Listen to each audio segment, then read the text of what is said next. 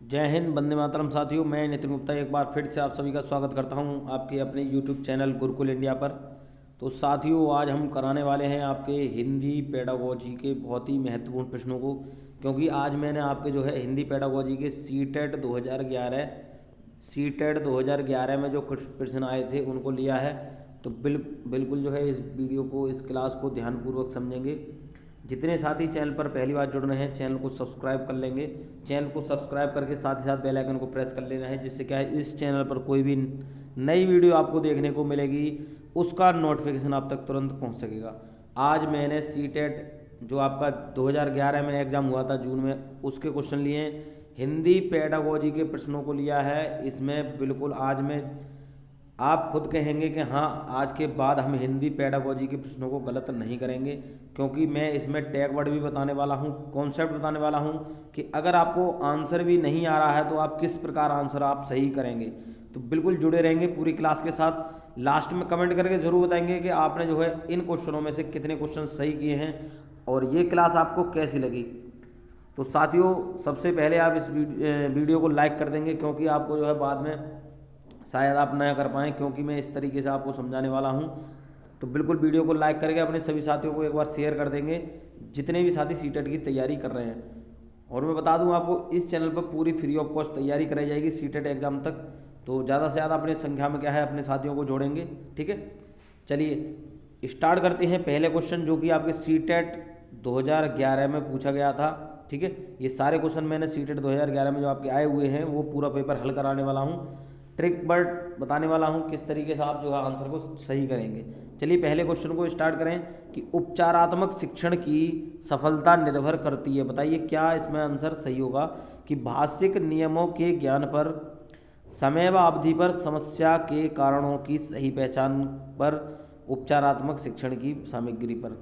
तो इसमें ध्यान से समझेंगे, ये कह रहा है उपचारात्मक शिक्षण की सफलता निर्भर करती है। तो मैंने आपको पढ़ा रखा है, जो साथी पहले से जुड़े हुए हैं उनको मालूम है कि समस्या के कारणों की सही पहचान आप जो है करेंगे तो बिल्कुल आप जो है सफलता तक पहुंचेंगे। ठीक है, उपचारात्मक शिक्षण का जो है सबसे पहला कह सकते हैं यही होता है कि समस्या के कारणों को जो है पहचानना। ठीक है, चलिए अगला क्वेश्चन हम देखें कि भाषा शिक्षण में पाठ्य पुस्तक है। ये क्वेश्चन आपका बहुत पूछा जाता है, इंपॉर्टेंट लिख लेंगे। तो इम्पोर्टेंट तो सारे क्वेश्चन ही हैं, लेकिन जो ज़्यादा इम्पोर्टेंट है वो आप इस तरीके से लिखने वाले हैं, क्योंकि इसमें कह रहा है भाषा शिक्षण में पाठ्य पुस्तक है। क्या है? एकमात्र संसाधन है, साध्य है, साधन है या अनावश्यक है। बिल्कुल, पाठ्य पुस्तक जो होती हैं भाषा शिक्षण में, तो वो किस तरीके का जो है रोल निभाती हैं, तो बिल्कुल एक साधन के रूप में जो है क्या है प्रयोग की जाती हैं, ना कि साध्य। इसमें जो है साध्य और साधन में आप जो है कन्फ्यूज हो जाते हैं। ठीक है, तो इसमें आप साधन लगाएंगे। क्या है? पाठ्य पुस्तक के साधन होती हैं। ठीक है, क्या होती हैं? एक साधन होती हैं। ठीक है, चलिए अगला क्वेश्चन में देखूं तो अगला क्वेश्चन है कि हिंदी की कक्षा में प्रायः हिंदीतर भाषी बच्चे हिंदी सीखने में अनेक कठिनाइयों का सामना करते हैं, क्योंकि तो वे मन लगाकर नहीं हिंदी नहीं सीखते। हिंदी सीखने के प्रति उनमें अरुचि होती है। हिंदी बहुत कठिन भाषा है। प्रायः हिंदी और उनकी मातृभाषा की संरचना में अंतर होता है। तो सबसे पहले मैं आपको बता दूं कि जब कभी अगर मातृभाषा, देखो सबसे पहले बच्चा जब स्कूल जाता है तो अपनी मातृभाषा को साथ में लेके चलता है। ठीक है, तो एक शिक्षक को क्या करना है कि उसमें जो है बच्चे की मातृभाषा को जो है सर्वप्रथम रखना है। ठीक है, और जो भी है उसमें आप बहुभाषिक कक्षा, इस तरीके के आपको जो ऑप्शन देखने को मिल जाता है वहाँ आप सही करेंगे। बच्चे की मातृभाषा को सम्मान की दृष्टि से देखना है। ठीक है, तो और उसे जो है विभिन्न भाषाओं का क्या है ज्ञान कराना है, और जो है कहानी कविता के माध्यम से कराना है। ये चीज़ें, दो तीन चीज़ें हैं आपको ध्यान रखनी है।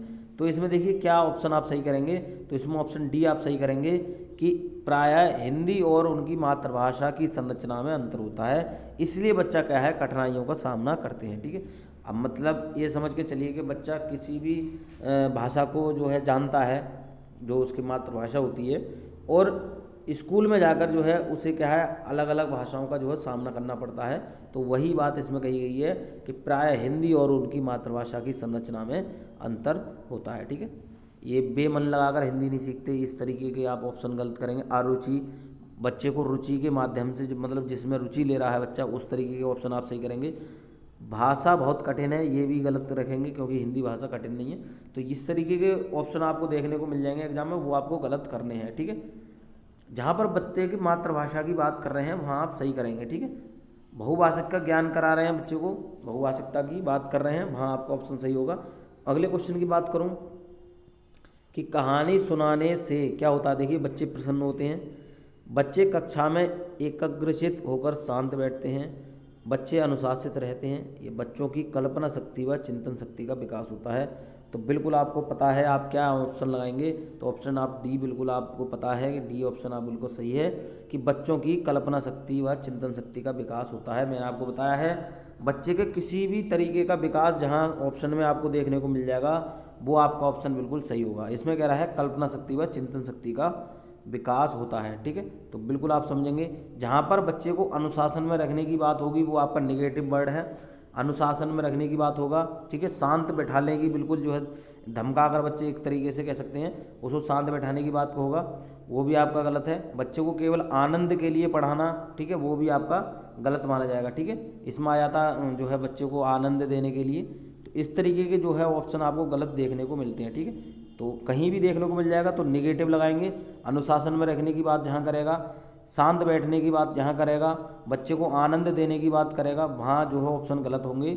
जहाँ पर बच्चे का विकास, किसी भी प्रकार के विकास की बात करेगा, ठीक है, बच्चे को अवसर दिए जा रहे होंगे, बच्चा खोज कर अपना क्या है स्वयं सीख रहा है, उस तरीके के ऑप्शन आपके सही होंगे, ठीक है। तो बता दिए मैंने निगेटिव क्या होते हैं, पॉजिटिव क्या होते हैं, समझ में आ गई होगी। चलिए अगले क्वेश्चन में देखूँ कि बच्चों के लेखन कौशल का मूल्यांकन करने के लिए कौन सी विधि बेहतर हो सकती है। तो अपने अनुभवों को लिखना, श्रुतलेख, पाठ आधारित प्रश्नों के उत्तर लिखना, सुंदर लेख का अभ्यास। बताइए, देखिए जो बच्चों के लेखन कौशल की हम बात कर रहे हैं, उनका मूल्यांकन करने के लिए बात कर रहे हैं, तो कौन सी विधि आपकी बेहतर हो सकती है, ये इसमें पूछा गया है। तो क्या केवल पाठ आधारित प्रश्नों पर लिखना, ये नहीं है। केवल बच्चे को बांध कर जो है किसी प्रकार का उत्तर नहीं देना है, ठीक है। सुंदर लेख के लिए थोड़ी ही करा जाता है, ये भी निगेटिव माना जाएगा। श्रुत लेख होता है सुनकर लिखना, वो भी नहीं है। लेकिन बच्चा जब अपने अनुभवों को लिखे, मैंने बता दिया बच्चा खुद से कुछ भी कार्य कर रहा है, वही ऑप्शन सही होगा। जहाँ पर बच्चे के अनुभवों को महत्व दिया जा रहा है, उसकी मातृभाषा को महत्व दिया जा रहा है, ठीक है, उस तरीके के ऑप्शन सही होने वाले हैं, ठीक है। तो बच्चे अपने अनुभवों को जहाँ लिखेगा वही क्या है लेखन कौशल का सबसे अच्छा जो है मूल्यांकन करने का जो है विधि मानी जाएगी, ठीक है। तो ये समझ में आ गई होगी। जहाँ पर बच्चे के किसी भी प्रकार के कौशल का कौशल जो है अर्जित करने की बात हो रही है, कौशल दिखाने की बात कर रहे हैं, वो भी ऑप्शन आपका सही होगा। यहाँ पर अनुभव को लिखने की बात कर रहे हैं, ठीक है। चलिए अगले क्वेश्चन की मैं बात करूँ कि बोलना कौशल में महत्वपूर्ण है। अब बोलने की बात कर रहे हैं, वहाँ लिखने की बात कर रहे थे। तो बोलना कौशल में महत्वपूर्ण क्या है, देखिए बताइए कि संदर्भ एवं स्थिति के अनुसार अपनी बात कह सकना, बी हमारा है स्पष्ट एवं शुद्ध उच्चारण, या सी हमारा है अलंकारिक भाषा का प्रयोग, या डी हमारा है मधुर वाणी। तो बताइए, देखिए केवल बोलना जो है मधुर वाणी के लिए नहीं होता है। अलंकारिक भाषा मतलब केवल उलझे हुए कह सकते हैं बातों को कहना, या जो है कह सकते हैं देखिए अलंकारिक मतलब किसी भी प्रकार को घुमा फिरा कर बोलना इस तरीके से। शुद्ध उच्चारण स्पष्ट के लिए भी नहीं होता है। अपनी बात, देखिए इसमें भी बात वही है कि अपनी बात यहाँ कह रहा है, चाहे लिखने के माध्यम से कह रहा है, चाहे बोल कर कह रहा है, वही ऑप्शन आपका सही होगा। इसमें कह रहा है संदर्भ एवं स्थिति के अनुसार अपनी बात कह सकना, ठीक है। मतलब जैसी स्थिति भी हो वह अपनी बात को जो है दूसरे तक जो है पहुँचा सके, दूसरे को समझा सके, वही इस ऑप्शन में देखने को मिल रहा है, ठीक है। स्थिति के अनुसार अपनी बात को कह सकना, यही बोलने के कौशल में आता है, ठीक है। और लिखने वाला बता दिया मैंने, अपनी अभिव्यक्ति को यहाँ प्रदर्शित कर रहा होगा बच्चा, अपने अनुभवों को दिखा रहा होगा, वही आपका ऑप्शन सही होगा, ठीक है। चलिए अगला क्वेश्चन हम देखें कि एक भाषा शिक्षक के रूप में सबसे बड़ी चुनौती है। ये भी क्वेश्चन बहुत पूछा जाता है, सारे क्वेश्चन इंपॉर्टेंट हैं, मतलब आपको इसी तरीके के क्वेश्चन वहाँ पर आपको देखने को मिलेंगे, ठीक है। तो ध्यानपूर्वक समझते चलेंगे। इसमें ऑप्शन पहला है कि बच्चों को भाषा सीखने के महत्व से परिचित कराना, बी हमारा है बच्चों की भाषा को संचार साधनों के प्रभाव से मुक्त रखना, सी हमारा है भाषा संसाधनों का अभाव। डी हमारा बहुभाषिक कक्षा के शिक्षण के लिए उचित रणनीतियाँ तय करना।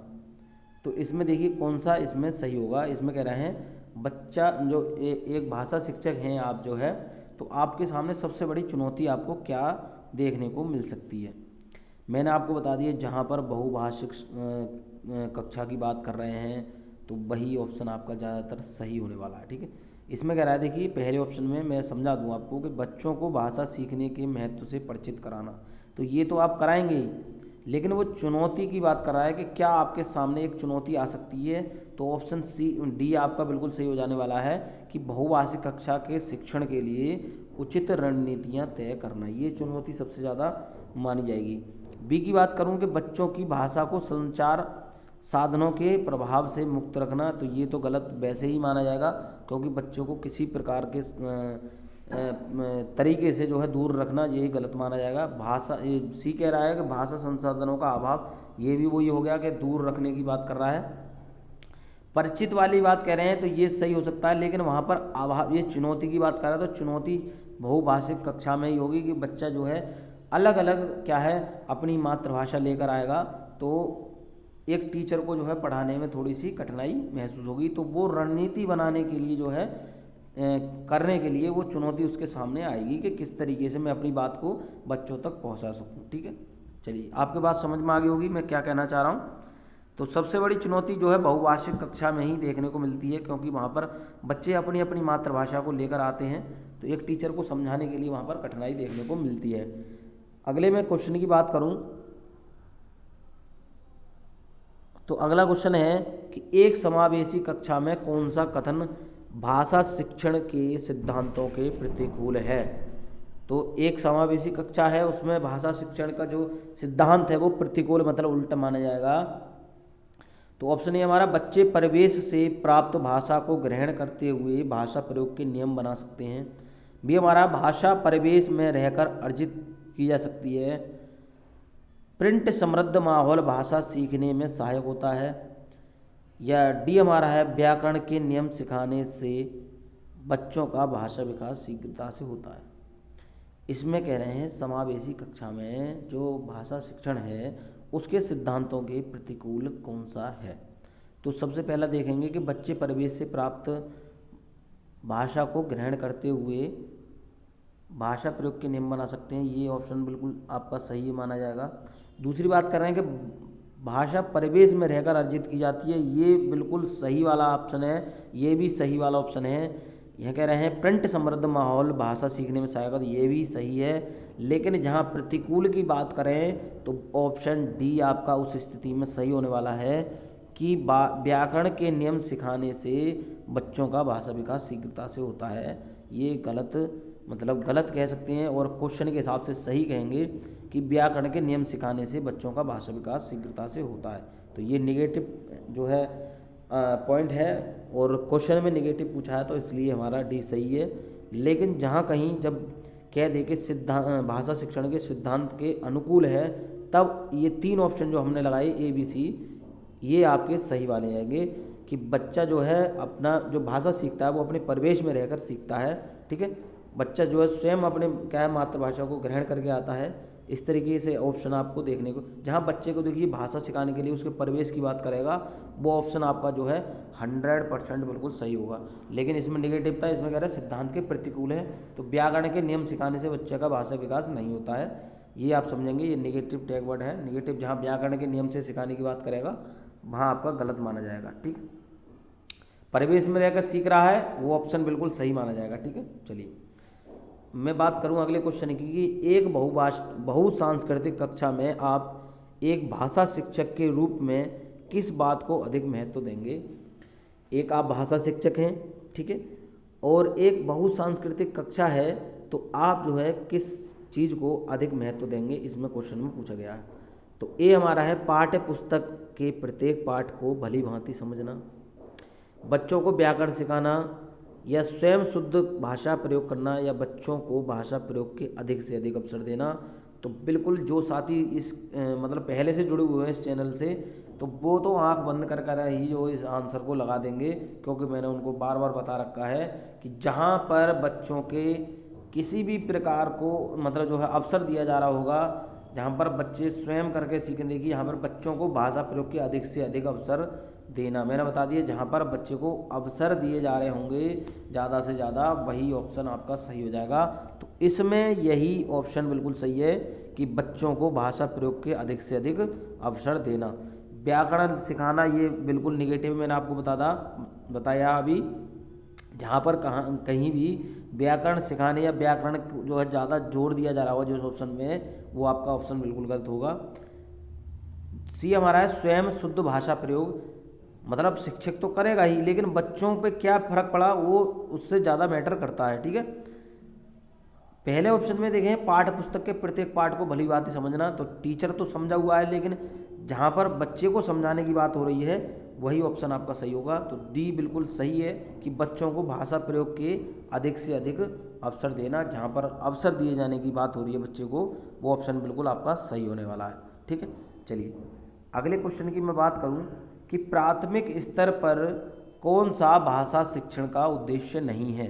तो क्या ऑप्शन आपका सही होगा कि प्राथमिक स्तर पर जो है भाषा शिक्षण का उद्देश्य कौन सा नहीं है। तो नहीं वाले पे तो पहले आप टिक लगा लेंगे कि नहीं वाला जो है क्वेश्चन जल्दबाजी में गलत करने वाले हैं आप। तो इस चीज़ को बिल्कुल दिमाग में आप रखेंगे कि क्वेश्चन में जब नहीं है तो नहीं के हिसाब से ही आपको उत्तर देना है। तो ऑप्शन ए हमारा है स्पष्टतया एवं आत्मविश्वास के साथ अपनी बात कहना। तो ये वाला तो सही है। और वर्णमाला को क्रम से कंठस्थ, यही ऑप्शन आपका सही हो जाएगा। चलिए तीसरे पे भी देखें कि ध्वनि संकेत चिन्ह का संबंध बनाना, तो ये भी सही है। विभिन्न संदर्भ भाषा प्रभावी प्रयोग करना, तो ये सही है, लेकिन वहाँ कह रहा था उद्देश्य नहीं वाला, तो ऑप्शन बी आपका सही है कि वर्णमाला को क्रम से कंठस्थ करना। तो निगेटिव पूछा था, तो कंठस्थ करने की जहाँ बात आ जाएगी, रटने की बात आ जाएगी, बार बार दोहराने की बात आ जाएगी, वही ऑप्शन आपका क्या है नेगेटिव माना जाएगा, गलत माना जाएगा। ठीक है, क्योंकि क्वेश्चन में नहीं वाला था तो इसलिए ऑप्शन बी सही था। अगर होता कि उद्देश्य है तब आप कौन से लगाते, तब आप इन तीनों में से ए, सी और डी में से कोई सा भी लगा सकते थे। ठीक है, और सबसे ज़्यादा सही आपका डी वाला था, जब यहाँ पर उद्देश्य की बात करता कि विभिन्न संदर्भ में भाषा का प्रभावी प्रयोग करना। तो बिल्कुल समझ गए होंगे। जहाँ पर निगेटिव की बात करेगा तो कंठस्थ की बात जहाँ करेगा निगेटिव में, क्रम से जो वर्णमाला को क्रम से सिखाने की बात करेगा वहाँ भी निगेटिव माना जाएगा, रटने की बात जहाँ करेगा वो भी निगेटिव माना जाएगा। तो ये बात समझ गए होंगे।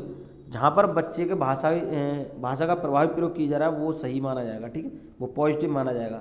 तो पॉजिटिव पता चल गया। निगेटिव में कंठस्थ करना आ जाएगा, रटना आ जाएगा, वर्णमाला को क्रम से सिखाना आ जाएगा।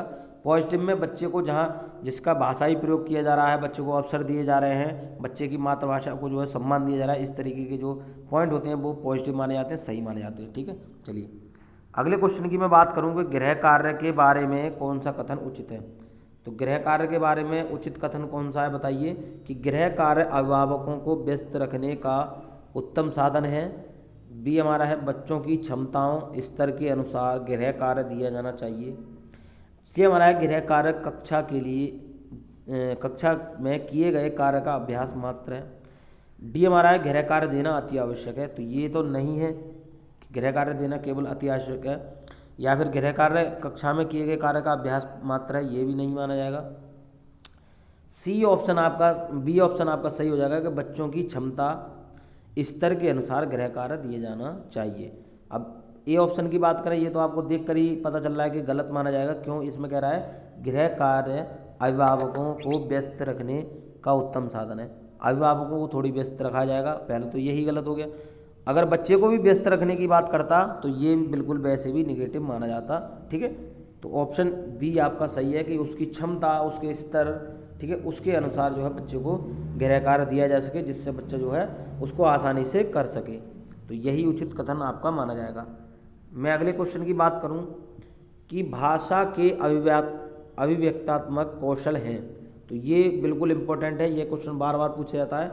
सुनना, बोलना, पढ़ना, लिखना, बोलना, लिखना या सुनना, पढ़ना। अभी जैसे हमने पीछे क्वेश्चन करे थे कि मतलब भाषा का कौन सा ऐसा कौशल है जहाँ पर बच्चा अपनी अभिव्यक्ति को प्रदर्शित कर सकता है, वही आपको बताना है। तो मैंने आपको बता रखा है कि बच्चा बोलकर और लिखकर जो है अपनी अभिव्यक्ति को प्रदर्शित कर सकता है।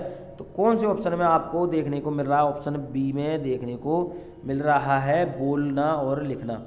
ठीक है, कि बच्चा अपनी अभिव्यक्ति को किस प्रकार प्रदर्शित कर सकता है, क्वेश्चन आ जाए तो बोलकर और लिखकर। और अभिव्यक्त्यात्मक कौशल की बात करें तो बोलना और लिखना ही आपका माना जाएगा। ठीक है, तो बिल्कुल आपके समझ में आ गई होगी बात। और अगर कह दें कि कौशल कितने माने जाते हैं, तो आपके 4 कौशल माने जाते हैं। ठीक है, सुनना, बोलना, पढ़ना, लिखना। ठीक है, इस तरीके से। और जब अभिव्यक्ति की बात करें तो बोलना और लिखना, जिसमें बच्चा अपनी अभिव्यक्ति को प्रदर्शित करता है। चलिए अगले क्वेश्चन की मैं बात करूं कि प्राथमिक स्तर पर बच्चों की भाषा शिक्षा के संदर्भ में निम्नलिखित में से कौन सा कथन असत्य है। अब इसमें असत्य आ गया, ध्यान से समझेंगे। तो असत्य कथन इसमें बताना है, असत्य कथन कौन सा है। तो बच्चे समृद्ध भाषा परिवेश में सहज और स्वतः रूप से भाषा में परमार्जन कर लेंगे, ये सही माना जाएगा। लेकिन इसमें असत्य है, हमें असत्य वाला देखना है कि बच्चे भाषा की जटिल और समृद्ध संरचनाओं के साथ विद्यालय आते हैं, ये ऑप्शन भी आपका देखने को मिलेगा। पहले 4 ऑप्शन हम पढ़ेंगे।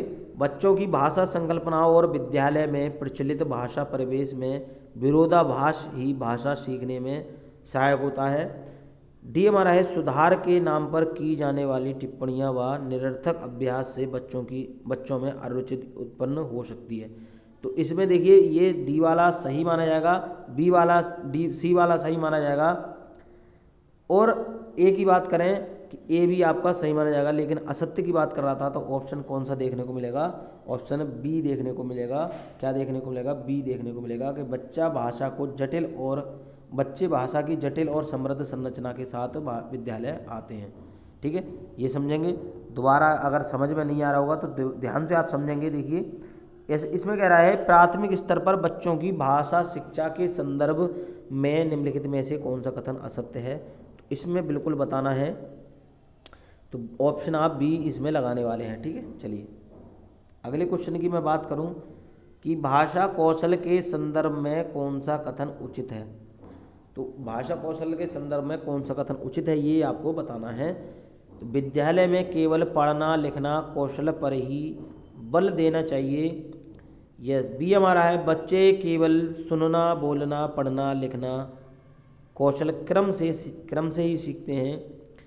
यस, सी हमारा भाषा के 4 कौशल परस्पर अंतर संबंधित हैं। या डी हमारा भाषा कौशलों के विकास में अभ्यास की अपेक्षा भाषिक नियमों का ज्ञान जरूरी है। तो बिल्कुल बताएंगे क्या इसमें ऑप्शन आपका सही है। तो इसमें पहले डी ऑप्शन की बात करूं कि भाषा कौशल के विकास में अभ्यास की अपेक्षा भाषिक नियमों का ज्ञान जरूरी है, तो ये ऑप्शन गलत माना जाएगा। बी ऑप्शन की बात करूं कि बच्चे केवल सुनना बोलना पढ़ना लिखना कौशल क्रम से सीखते हैं, तो ये भी गलत माना जाएगा। इसमें केवल भी है, तो केवल वाले जहां आपको देखने को मिल जाएंगे वो आपके निगेटिव माने जाएंगे, गलत माने जाएंगे। तो ऑप्शन आपका कौन सा सही माना जाएगा? सी, कि भाषा के चारों कौशल परस्पर अंतर संबंधित होते, मतलब एक दूसरे से जुड़े होते हैं। ठीक है, जैसे बच्चा पहले जो है सुनना सीखेगा फिर बोलना सीखेगा। ठीक है, और बोलना है मतलब सुनकर लिख भी सकता है, तो इस तरीके से अंतर संबंधित माने जाएंगे। तो ये ऑप्शन जहाँ कहीं भी आपको देखने को मिल जाएगा कि भाषा के जो कौशल है वो परस्पर अंतर संबंधित होते हैं, वो बिल्कुल सही माना जाएगा।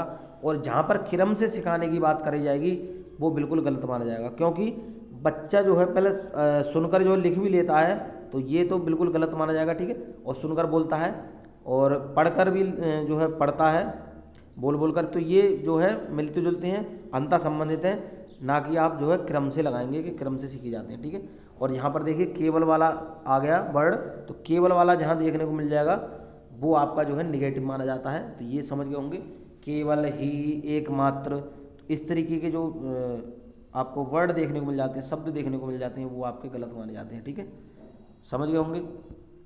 अगले क्वेश्चन की बात करूं कि पाठ में दिए गए चित्रों का क्या उद्देश्य होता है। तो जो कह सकते हैं आपके बच्चे की पाठ्य पुस्तक होती है उसमें चित्रों का क्या उद्देश्य होता है ये आपको बताना है इस क्वेश्चन में, कि चित्रों से पाठ्य पुस्तक आकर्षक बनती है। चित्र पाठ की शोभा बढ़ाते हैं। पाठ्य पुस्तक में चित्र देने का प्रचलन है। या डी हमारा है, चित्र अमूर्त संकल्पनाओं को समझने में सहायता करते हैं। तो बिल्कुल आपको पता चल रहा है ऑप्शन आपका डी सही होने वाला है कि चित्र अमूर्त संकल्पनाओं को समझने में सहायता करते हैं।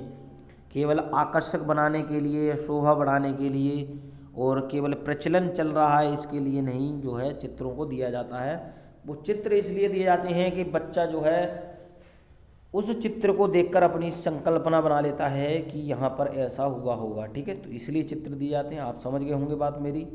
तो दोबारा मैं बता दूं, निगेटिव कौन से होते हैं, जहाँ पर आपको केवल ही, एकमात्र, ठीक है, और जहाँ पर निगेटिव जैसे कह सकते हैं क्रम से सिखाने की बात हो रही होगी, जहाँ पर बच्चे को जो है अवसर नहीं दिए जा रहे होंगे, इस तरीके के ऑप्शन आपके गलत माने जाते हैं। अब सही की बात करें तो सही पर बताएं कि जहाँ पर बच्चे को ज़्यादा से ज़्यादा अवसर दिए जा रहे हैं, बच्चा स्वयं करके सीख रहा है, ठीक है, बच्चा खोज कर जो है सीख रहा है, बच्चे के किसी भी कौशल का विकास किया जा रहा है और किसी भी प्रकार की सहायता की बात कर रहा है, वही ऑप्शन आपका सही होगा। तो इस तरीके के जो है टैग वर्ड आपको समझ में आ गए होंगे, ये क्लास समझ में आ गई होगी। ठीक है, तो कमेंट करके ज़रूर बताएंगे साथियों ये क्लास कैसी लगी। ठीक है, और इस तरीके की क्लास और देखना चाहते हैं तो कमेंट करें, ज़रूर बताएंगे। और प्लेलिस्ट में काफ़ी सारी वीडियो आपको जो सीटेट एग्जाम को मद्देनज़र रखते हुए, मतलब ध्यान में रखते हुए जो है बनाई गई हैं, तो प्लेलिस्ट में जाकर आप जो है वीडियो को देख सकते हैं। EVS NCERT की सीरीज़ चल रही है, वो बिल्कुल आपकी जो है रामबाण है आपके सीटेट एग्जाम को लेकर। 30 में 30 की गारंटी हमने ली है, तो काफ़ी सारी आपको वीडियो देखने को मिल जाएंगी, तो प्लेलिस्ट में जाकर जरूर देखेंगे। जितने साथी चैनल पर पहली बार जुड़ रहे हैं, सीटेट एग्जाम की या किसी भी एग्जाम की जो शिक्षक भर्ती संबंधित एग्जाम है उसकी तैयारी कर रहे हैं, तो चैनल को सब्सक्राइब जरूर करेंगे और साथ ही साथ बेल आइकन को प्रेस कर लेंगे, जिससे क्या है इस चैनल पर कोई भी न्यू वीडियो आए या कोई भी शिक्षक भर्ती संबंधित सूचना आए तो उन तक को है क्या है जल्दी से जल्दी नोटिफिकेशन पहुँच सके। ठीक है, चलिए तो मिलते हैं अगली क्लास में। जुड़े रहिए गुरुकुल इंडिया के साथ, जोड़ते रहिए अपने साथियों को। वीडियो देखने के लिए आपका बहुत बहुत धन्यवाद।